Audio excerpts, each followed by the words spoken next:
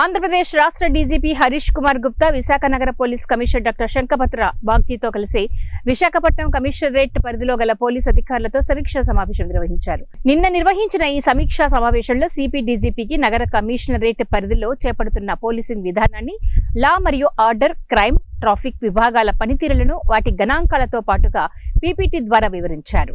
ఈ సందర్భంగా డీజీపీ మాట్లాడుతూ ముందుగా నగర పోలీస్ కమిషనరేట్ పనితీరును అభినందించారు. అనంతరం నగరంలో ముఖ్యంగా పోలీసింగ్ మరింత సమర్థవంతంగా నిర్వహించాలని, పోలీస్ శాఖ మంచి ఇన్ఫ్రాస్ట్రక్చర్ కలిగి ఉండాలని సూచించారు.